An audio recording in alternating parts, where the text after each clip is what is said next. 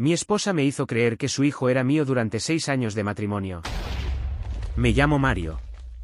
Durante poco más de 7 años, si alguien me hubiera pedido que definiera la felicidad con una sola palabra, habría pronunciado el nombre de Alesia sin dudarlo un segundo. Nos conocimos a finales de nuestros 20 en una pequeña galería de arte del centro comercial de la ciudad, un viernes lluvioso por la tarde. Ella trabajaba en la organización del evento y yo acompañaba a un colega de la empresa. Bastó una sola mirada, un intercambio de comentarios torpes sobre un cuadro abstracto y una caminata bajo el mismo paraguas hasta la estación del autobús para darme cuenta de que mi vida había cambiado de rumbo. Alesia tenía una belleza serena y una calidez envolvente que convertía cualquier espacio ordinario en un lugar acogedor. Su risa era limpia, expansiva, de esas que te transmiten una paz inmediata.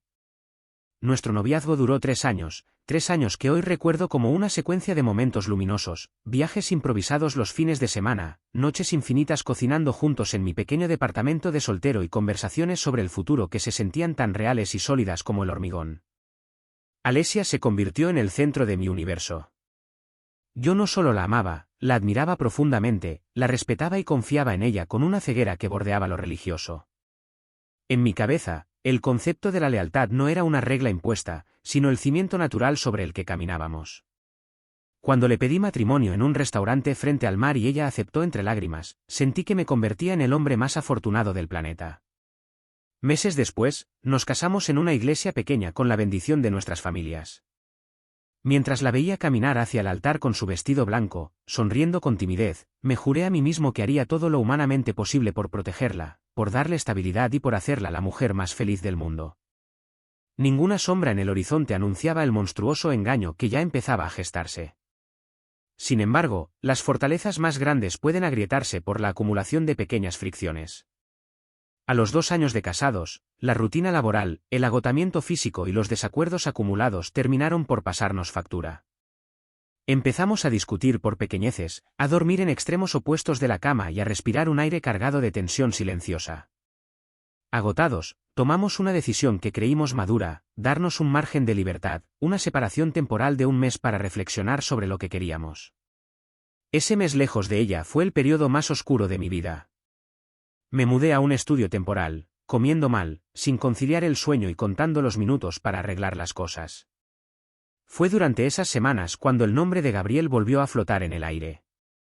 Gabriel había sido su pareja en los años universitarios, un tipo inestable, manipulador e irresponsable con el que ella había tenido un historial de rupturas y regresos destructivos.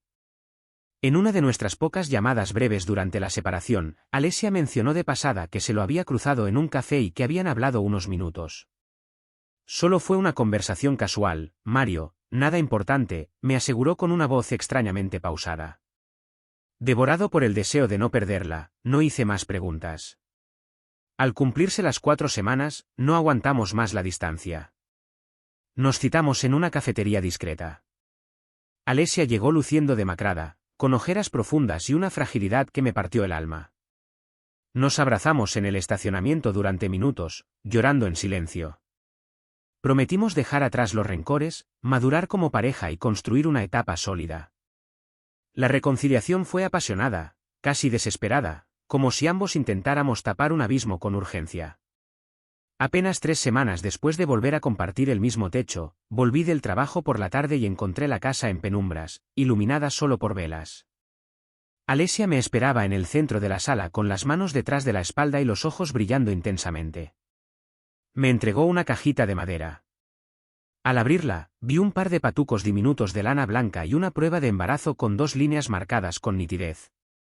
Caí de rodillas en la alfombra, ahogado en sollozos de absoluta emoción. La abracé por las piernas y besé su vientre una y otra vez, dándole gracias a Dios por lo que consideraba un milagro, la prueba divina de que nuestro amor había renacido para dar vida. Durante los meses siguientes fui el esposo más devoto, no la dejé cargar un solo bolso, acudí emocionado a cada ecografía obstétrica, decoré la habitación del bebé con mis propias manos y le hablé cada noche al vientre de mi esposa, jurándole al pequeño que llegaba que jamás le faltaría un padre que lo amara. El parto se adelantó casi 3 semanas según los cálculos de la ginecóloga, algo que los médicos calificaron como perfectamente normal para una madre primeriza. El día del nacimiento permanecí a su lado en la sala de operaciones, sosteniendo la mano de Alesia mientras ella sudaba y se esforzaba. Cuando el llanto del recién nacido cortó el aire del quirófano, el mundo cambió de eje para mí.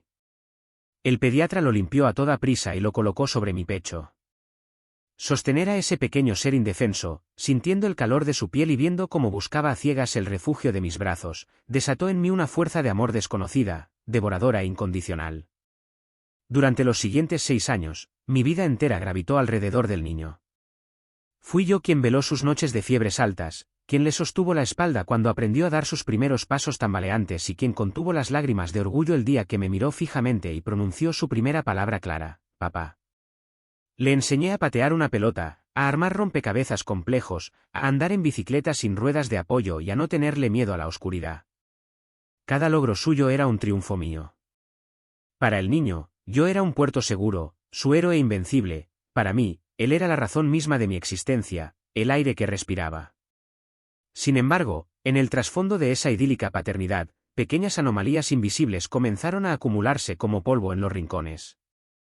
A medida que el niño crecía, sus rasgos físicos no mostraban el menor parecido conmigo ni con mi rama familiar; sus ojos, el puente de su nariz, el color del cabello y hasta la forma de sus manos eran completamente ajenos a mi linaje. Cada vez que algún familiar o amigo cercano comentaba en las reuniones, «Oigan, pero este niño no se parece en nada a Mario, ¿a quién habrá salido?», Alesia intervenía de inmediato con una risa nerviosa y destemplada: «Es la viva imagen de mi abuelo materno cuando era pequeño, la genética es muy caprichosa», cambiando de tema con una prisa torpe. Asimismo, la presencia lejana de Gabriel nunca terminó de desaparecer del todo. En un par de ocasiones noté la mirada descompuesta de Alesia al recibir mensajes en su teléfono a altas horas de la noche, mensajes que borraba al instante argumentando que eran promociones comerciales o equivocaciones.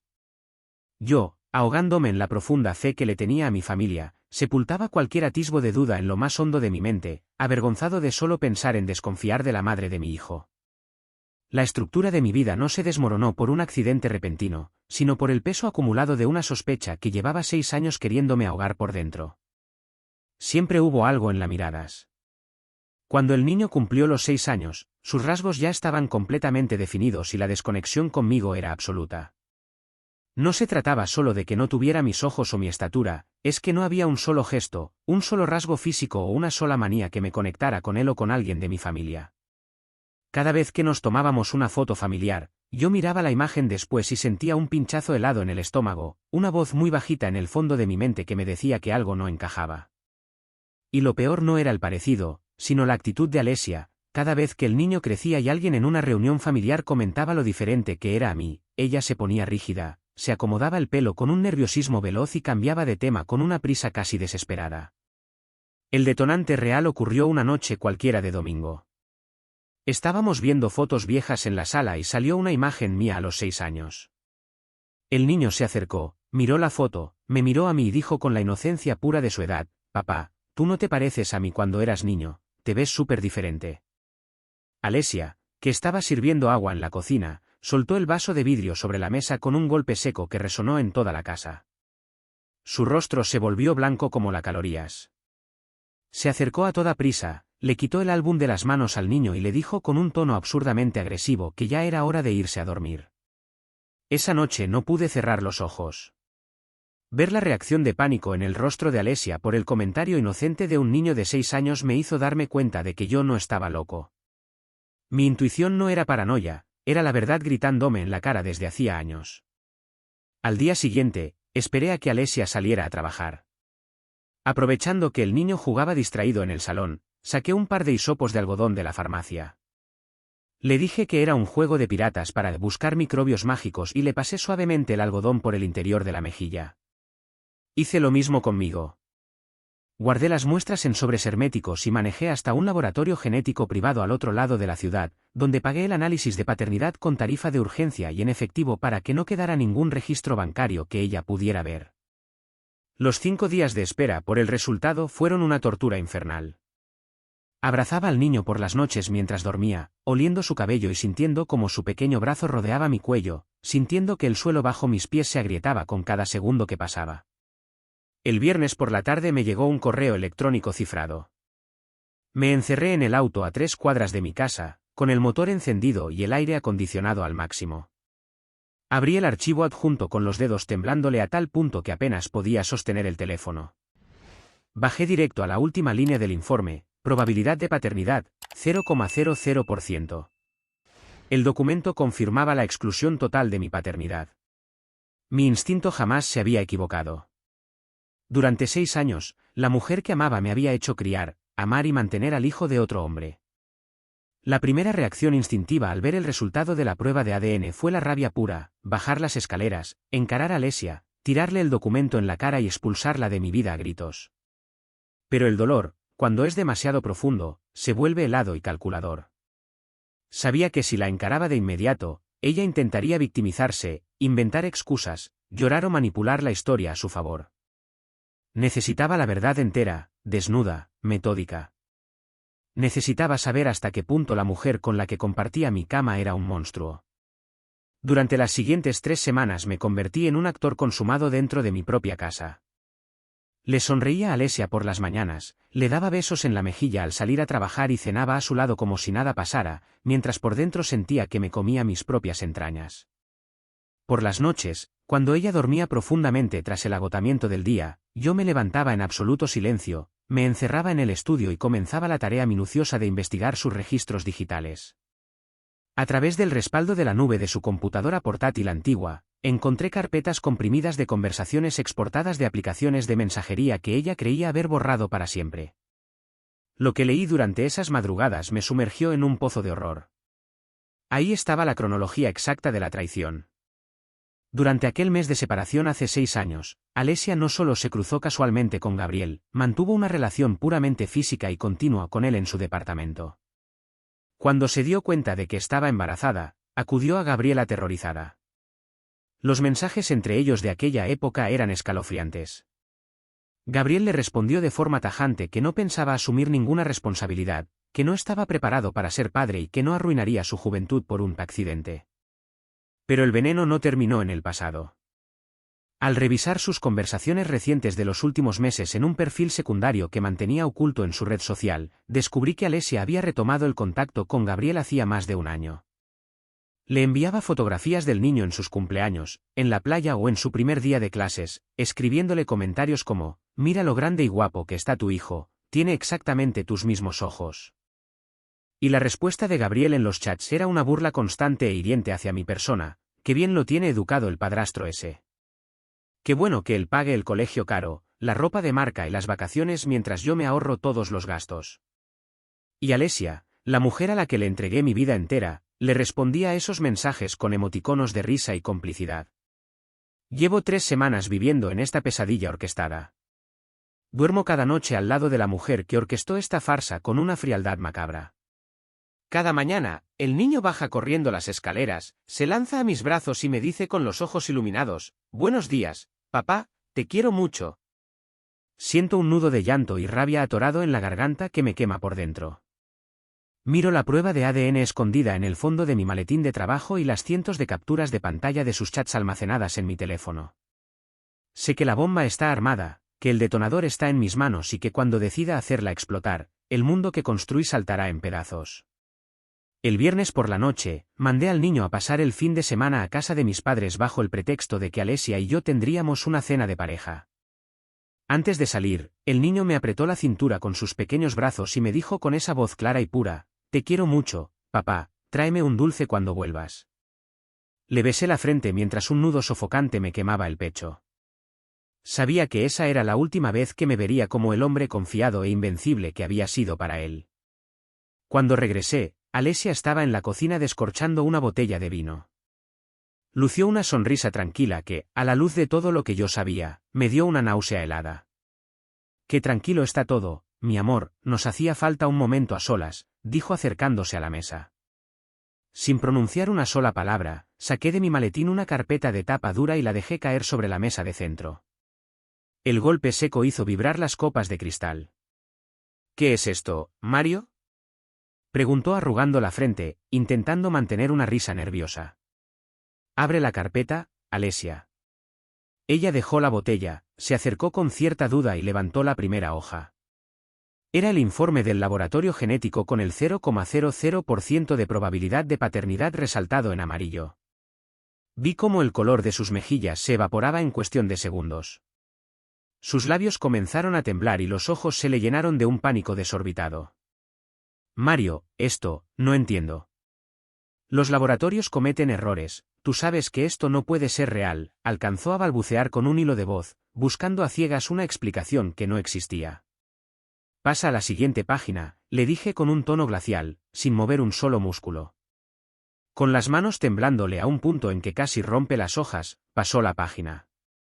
Ahí estaban impresas, en alta resolución, las capturas de pantalla de sus chats de hace 6 años con su amiga, donde detallaba cómo me iba a usar para tapar la cobardía de Gabriel. Y justo abajo, los mensajes recientes donde Gabriel se burlaba de mí llamándome el padrastro tonto mientras ella le celebraba los chistes. Alesia se quedó paralizada.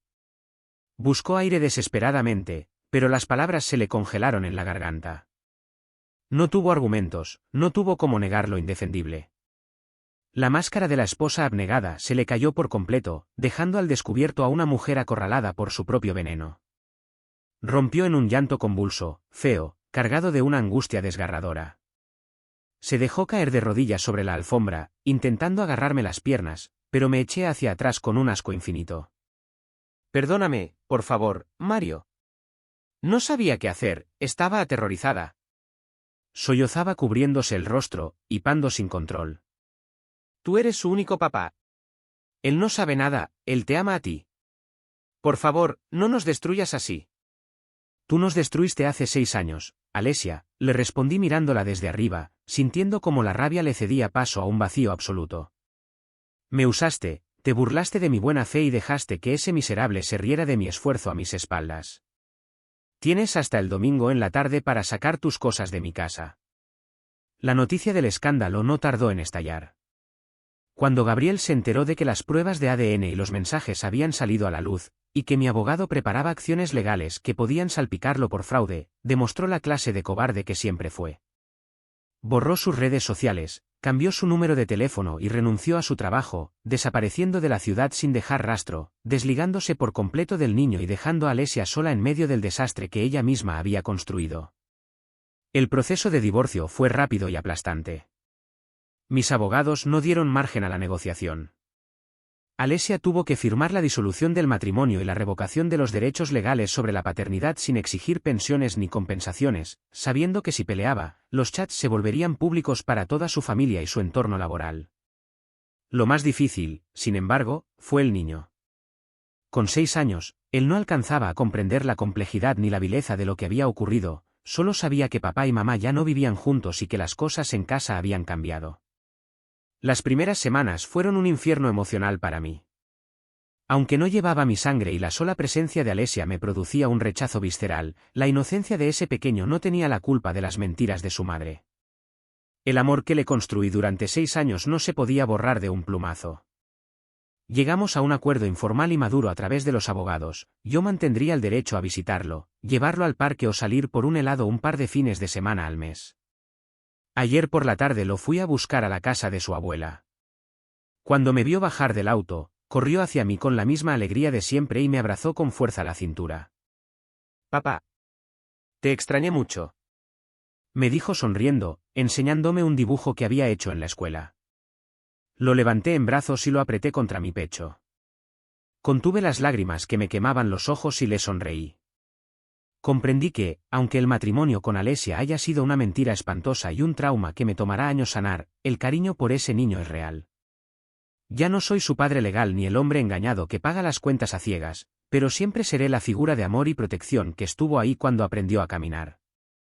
La verdad me devolvió la libertad y la dignidad, pero el amor por ese pequeño, por encima del dolor y la traición, es lo único que permaneció intacto entre las ruinas. Lo que puedo decir es que Alesia prefirió engañar a un hombre noble antes que asumir las consecuencias de sus actos, mientras permitía que su amante se burlara a sus espaldas. Por su parte, Gabriel actuó como el típico cobarde que disfruta del engaño mientras no le cuesta nada, pero huye en cuanto hay que dar la cara. Lo más valioso del desenlace es que Mario no permitió que el asco hacia su exesposa destruyera su capacidad de amar. Entendió que el niño era una víctima inocente en todo esto. Aunque el ADN demostró que no era su hijo biológico, los 6 años de desvelos, risas y abrazos sí fueron reales. Bueno, como suelo decir siempre, like y suscríbanse si les gustó. Chaucito.